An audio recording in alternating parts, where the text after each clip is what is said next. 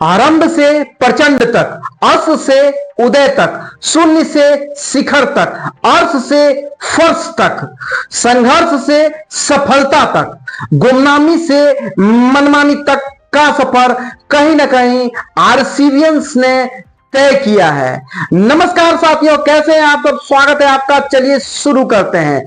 आज जो आरसीबियंस ने गुमनामी से मनमानी तक का सफर किया, वो सफर आज जो दिख रहा है एक तरीके से शानदार, धमाकेदार, वजनदार। जिस तरह से ये आरसीबियंस 2008 से आईपीएल के अस्तित्व में आए और 2008 से लेकर के 2024 तक तकरीबन 17 साल तक टाइटल का पूरे तरीके से सुखाड़ था।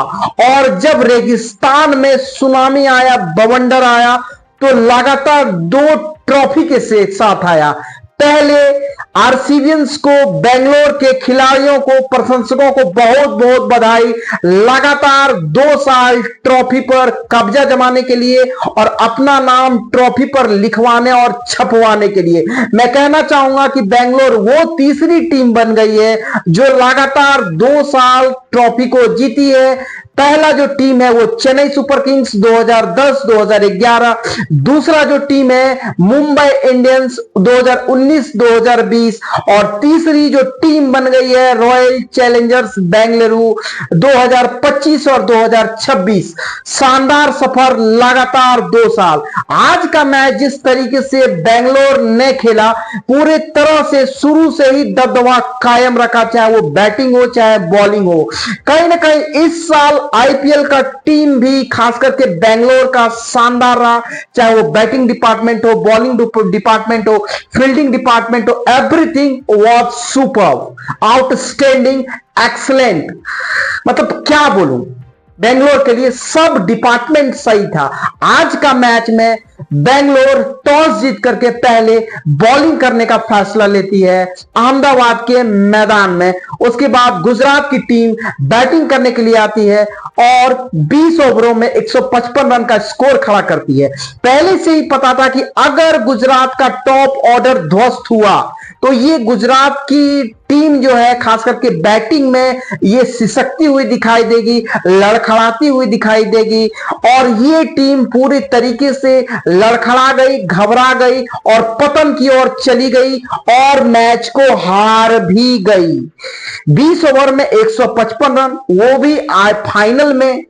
आपको क्या लगता है, सामने वाला टीम का जो इतना बेहतरीन बैटिंग ऑर्डर है, विस्फोटक और विध्वंसक ऑर्डर है, जिस ऑर्डर बैटिंग में गेंदबाजों को तोड़ने का हैसियत रखता है, गेंदबाजों का मंसूबा पर पानी फेरने का हैसियत रखता है, आप उसके सामने 155 रन का स्कोर देंगे, वो छोटा सा स्कोर है। वो तो फाइनल का प्रेशर था, तब ये मैच 18 ओवर तो गया, वरना ये अगर लीग मैच होता ये आरसीबियंस 10 से 12 ओवर में इस स्कोर को चेज करके दिखा देते। खैर 155 रन 20 ओवर में गुजरात टाइटंस बनाते हैं। जो सबसे टॉप स्कोरर है गुजरात की तरफ से वो वॉशिंगटन सुंदर 50 रन बनाते हैं, वो भी 37 बॉलों में। मैं कहना चाहूंगा गिल साहब आज 10 रन बनाते हैं और बॉल को खड़े कर देते हैं। मतलब क्या इनिंग था पता नहीं चला। आज फाइनल का प्रेशर था या फिर इतने बड़े मैच का प्रेशर था, ये सामने वाले बॉलरों का प्रेशर था, समझ में नहीं आया। हालांकि लगा कि जिस तरीके से बल्लेबाजों को नस को पकड़ने का काम किया खास करके बेंगलोर के बॉलरों ने, शानदार था। 10 रन बना करके पवेलियन चले जाते हैं। फिर यंग डायनेमिक क्लासिकल बल्लेबाज साई सुदर्शन वो भी बहुत जल्द चले जाते हैं, 12 रन बना करके वो आउट हो जाते हैं। फिर आते हैं उनके तरफ से निशांत सिंधु 20 रन बनाते हैं। 19 रन का योगदान बॉस बटलर का होता है। उसके बाद वॉशिंगटन सुंदर सबसे ज्यादा रन बनाते हैं, मैं बता ही चुका हूं। फिर 6 बॉल में 15 रन का जो योगदान रहता है वो अरशद खान का रहता है। उसके बाद मैं बताना ही नहीं चाहूंगा कि राशिद खान कितने रन बनाए, होल्डर कितना रन बनाए, सिंगल डिजिट में रहे, क्या बताने से कोई फर्क ही नहीं पड़ता। लेकिन इस तरीके का इनका बैटिंग रहा और आलम ये था बैटिंग का कि 6 ओवर 45 रन, इनका 2 विकेट गिर जाता है पावर प्ले ही बहुत खराब जाता है। फिर 8 ओवर एक बॉल में 55 रन पर इनका 3 विकेट हो जाता है। कंडीशन ये रहता है कि 14 ओवर 5 बॉल में इनका कंडीशन इतना खराब हो जाता है कि 99 रन पर इनका 5 विकेट गिर जाता है। अब जब 14 ओवर का खेल हो गया है, अब आपके पास मुश्किल से कहां तक जाइएगा, आप 199 पर हैं तो 155 पर जाकर के इनका खत्म हो जाता है पारी।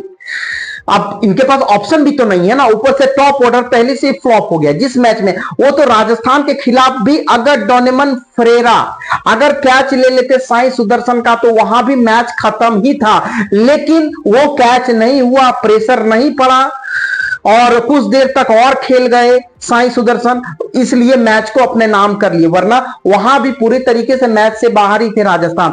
और मैं एक चीज बताना चाहूंगा कि अगर आज का फाइनल एसआरएच खेलती, राजस्थान खेलती, तो इतना अगर हारती तो इतना घटिया तरीके से नहीं हारती, ना कहीं बॉलिंग में दिखाई दिए ना कहीं बैटिंग में दिखाई दिए। जिस तरीके से फिर बेंगलोर के बल्लेबाज बैटिंग करने आते हैं और उनका पहला टारगेट था कि पहले रवाडा को तोड़ दो, रवाडा का कवाड़ा निकाल दो, और सही में रवाडा का कवाड़ा निकल गया। कवाड़ा इस तरीके से निकला कि 3 ओवर 44 रन आज उनको मार लगा है। हालांकि वो जरूर विकेट लेने में कामयाब रहे, लेकिन मार भी जबरदस्त उनको लगा है आज। और बेंगलोर ने इस मैच को 18 ओवर में 161 रन बना करके इस मैच को जीत लेते हैं। 5 विकेटों के नुकसान पर यह मैच को जीत लेते हैं। खास करके जो सबसे बड़ा योगदान रहता है chase master Kohli, Virat Kohli, king Kohli, run machine Kohli. और मैं क्या कहूं, जो शुरुआत होता है बैटिंग का, वेंकटेश अय्यर शानदार, वही विस्फोटक अंदाज में खेलते हैं और एक बेहतरीन पारी खेलते हैं। इतना बेहतरीन पारी रहता है कि मैं बता ही नहीं सकता हूं जिस तरीके से जिस अंदाज में खेलते हैं। फिर वहां से देवदत्त पडिक्कल आते हैं, 1 रन वो बनाते हैं। फिर वहां से फिर थोड़ा देर पारी आगे बढ़ता है तो विराट कोहली का 42 बॉलों में 42 बॉलों में 72 रन की पारी आती है। फिर 24 रन का टीम डेविड की पारी आती है। तो इस तरीके से मिला जुला 11 रन का जीतेश शर्मा का भी पारी आता है और इस तरीके से चेज कर लेती है स्कोर को बेंगलोर की टीम। मतलब आप अगर मैच जीतने जा रहे हैं तो आपको यह चीज देखना होगा कि इंडिविजुअल एफर्ट से आप मैच नहीं जीत सकते, आपको सामूहिक प्रयास करना पड़ेगा।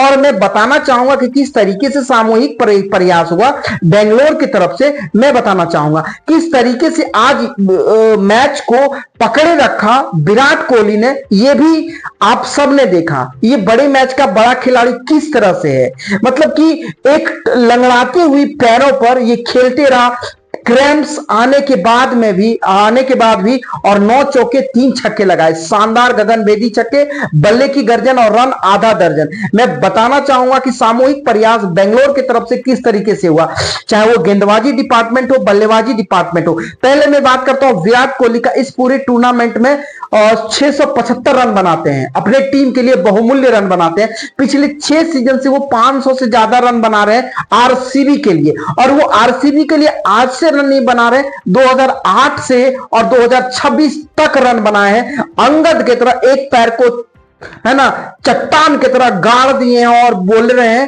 कि पुष्पा झुकेगा नहीं साला। ये रियल में पुष्पा है अपने टीम के लिए, ये अपने टीम के लिए रियल में दबंग है और दबंगई करते हैं बॉलरों के साथ। मैं फिर बताना चाहूंगा कि रजत पाटीदार का 501 रन आया, कप्तान साहब का, शानदार बेहतरीन कप्तान साहब। अगर कप्तान साहब का तारीफ नहीं करता हूं तो कहीं ना कहीं ऐसा लगेगा कि ये टीम कुछ और खिलाड़ी के दम पे जीती है, कप्तान का कोई योगदान नहीं रहा। लेकिन गुमनामी से मनमानी तक का जो सफर हुआ आरसीबियंस का, उसमें बहुत बड़ा योगदान रहा, खास करके रजत पाटीदार का। पिछले साल आना और इस टीम की कप्तानी संभालना और कप्तानी संभालते हुए इस टीम को कप का स्वाद चखा देना, यह बहुत बड़ा बात होता है। और फिर से रिपीट करना उसी टाइटल को, डिफेंडिंग चैंपियन बरकरार रहना, यह भी शानदार उपलब्धि है रजत पाटीदार का।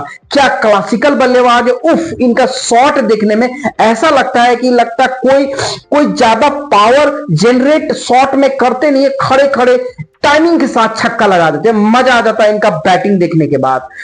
रजत पाटीदार का शानदार पाटीदार, उसके बाद ये सीनियर्स के साथ इनका अच्छा कोऑर्डिनेशन भी है, अच्छी तरीके से अपने जूनियर्स के साथ तालमेल भी बिठाते हैं और तुरंत तुरंत क्विक सक्सेशन में बॉलरों को चेंज भी करते हैं, फील्डिंग को भी चेंज करते हैं, ये मजा आता है। इसका सबसे बड़ा श्रेय जो है वो डोमेस्टिक क्रिकेट में कई सालों से मध्य प्रदेश रणजी क्रिकेट के लिए वो कप्तानी करते आ रहे हैं, वही एक्सपीरियंस पूरे तरीके से झोंकने का काम कर रहे हैं बेंगलोर के लिए, आरसीबियंस के लिए। शानदार पाटीदार, धमाकेदार पाटीदार, अविश्वसनीय, अकल्पनीय, अवर्णनीय पाटीदार। फिर मैं बताना चाहूंगा कि भुवनेश्वर कुमार ने किस तरीके से एक बेहतरीन काम किया बेंगलोर के लिए। 16 मैच में 28 विकेट लेकर के दूसरे स्थान पर है रवाडा के बाद। फिर मैं कहना चाहूंगा जोश हेजलवुड 13 मैचों में 15 विकेट, शानदार। फिर रसिक सलीम डार 12 मैचों में 19 विकेट। क्या ये इस बार इस खिलाड़ी ने काम किया आरसीबियंस के लिए। 3 जो पेसर रहे वो शानदार पेसर रहे इस टीम के लिए, और क्या कमाल पूरे टूर्नामेंट में इस बार बॉलिंग की है। इनका कोई भी बॉल हो रसिक सलीम डार का, चाहे वो बैक ऑफ द हैंड्स हो, चाहे वो स्लोअर वन हो, चाहे वो कटर हो, चाहे वो नकल बॉल हो, चाहे वो बाउंसर हो, चाहे वो स्लोअर बाउंसर हो, चाहे वो यॉर्कर हो, every ball in the right direction, proper place, proper delivery. मजा आ जाता है सलीम डार को देख करके। एक शानदार तालमेल बिठाते हैं भुवनेश्वर और हेजलवुड के साथ, और इस बार 19 विकेट लेकर के ये बता दिए कि हम भी किसी से कम नहीं। फिर मैं बात करना चाहूंगा कुणाल पांड्या का, मैं इनको भूलना ही नहीं चाहूंगा। क्या शानदार इनिंग रहा इनका पूरे टूर्नामेंट में।